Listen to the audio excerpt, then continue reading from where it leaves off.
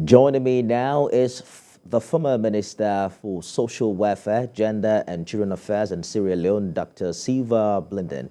Thank you for joining us on the news of this hour. Let's begin with your assessment, well, rather brief assessment of what has transpired in the past 21 years. It's the fifth election since the end of your country's brutal civil war. Do these successive exercises somehow reflect to any extent the entrenchment of democracy and its values in Sierra Leone?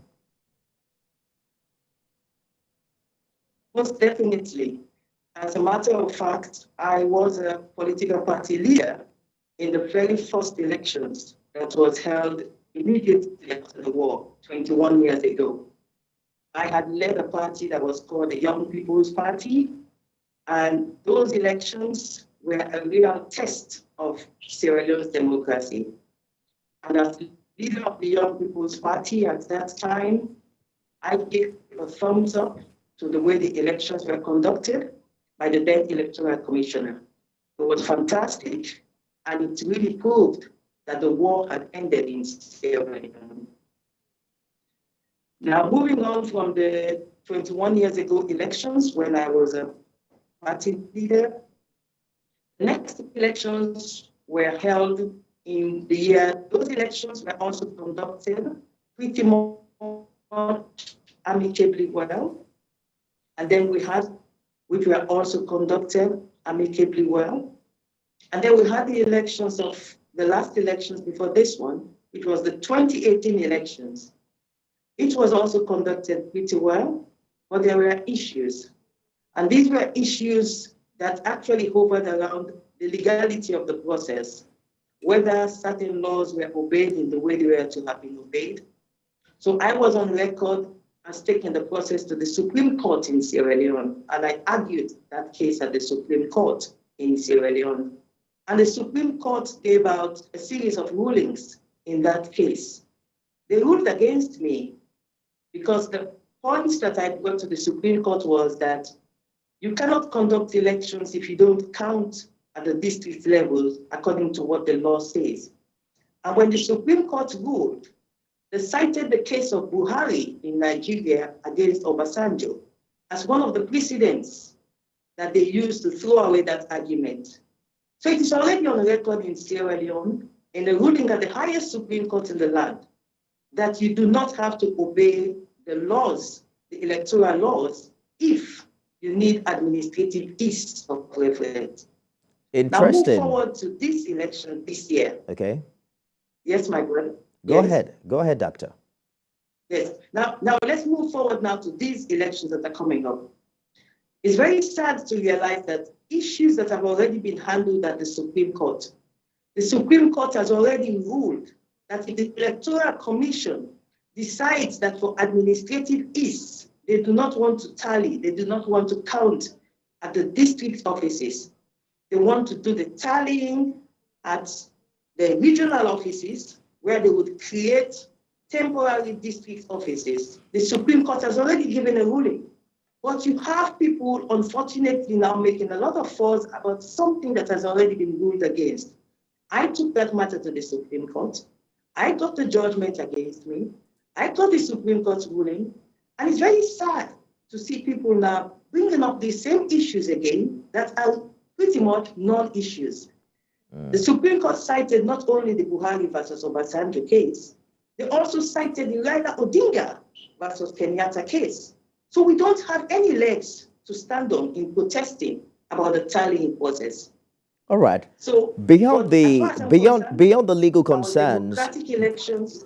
Yes, beyond the legal concerns that you've highlighted, I just want us to quickly explore some more interesting aspects of the Sierra Leone election. The country itself has a population of around 8 million thereabout, but less than 3.3 million, we understand, are registered to vote in this election. Are you concerned? What would you say, rather, is responsible for what appears an apathy, a lack of enthusiasm in participating in this exercise? I do not agree that there is lack of enthusiasm. As a matter of fact, this is going to be one of the most heavily contested elections. People are going to come out in numbers. People are going to come out massively to register. Massively to vote.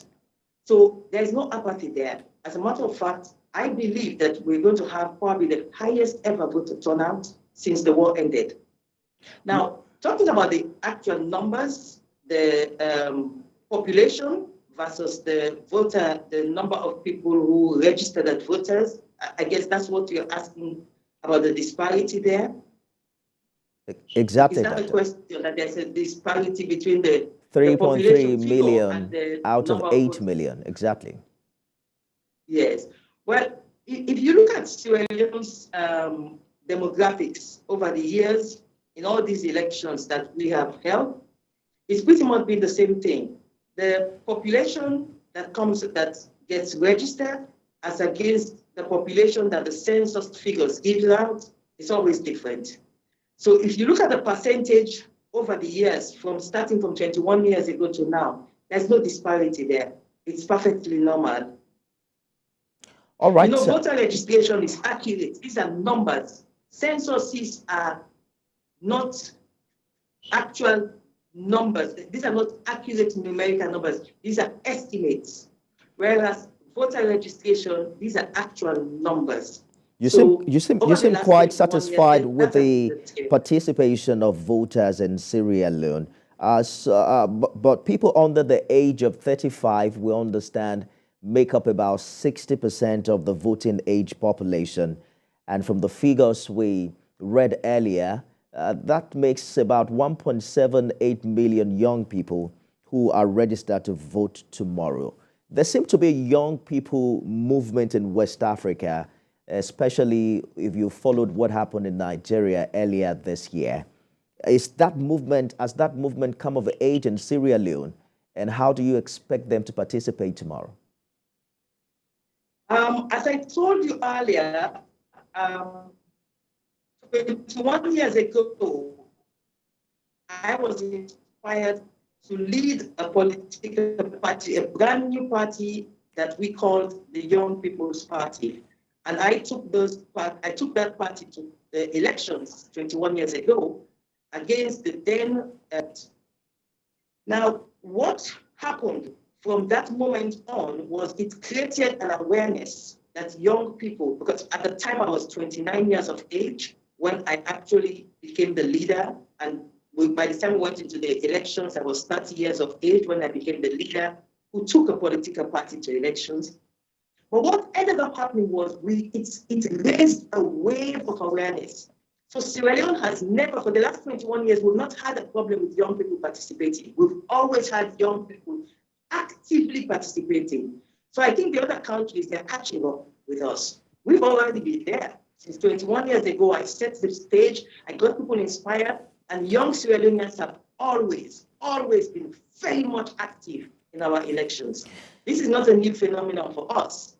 They are catching up with us now. Okay, interesting way you put it. Dr. Blyden, we have to go, but your predictions for the June election have changed over time, from saying that President Bill will lose to predicting a presidential runoff. Recently, you predicted that the president will win first rounds, but will not get 55%. No, I haven't predicted that he will win the first round. I'm just wondering what your current prediction is right now and how you're sure that your party might get a runoff. I don't belong to the president's party. I actually belong to the opposition as of now. Absolutely. Yeah, and when I predicted, I predicted that he's going to lose the elections 2 years ago. I made that prediction.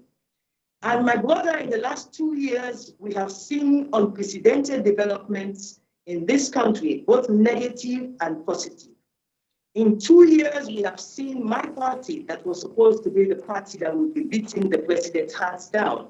We have seen my party descend into an orgy of negativity that this country has never seen before. So it has seriously damaged our chances, where I was convinced 2 years ago that we were going to beat President Julius Maada Bio hands down. With what has happened in the last 2 years, the way we got our party being portrayed as a party that uses terrorism, a party that associates with the abuse of the rights of citizens, a party that associates with things that are negative. It has seriously affected the perception of the people. But one thing I can tell you is that my party is still very formidable, and so it is not going to be easy for the president to get a first round. We see how it plays out tomorrow. I'm afraid we have to go now. We wish Sierra Leone well, and hopefully that the tension that has been highlighted by ECOWAS and AU will also be doused in the coming hours.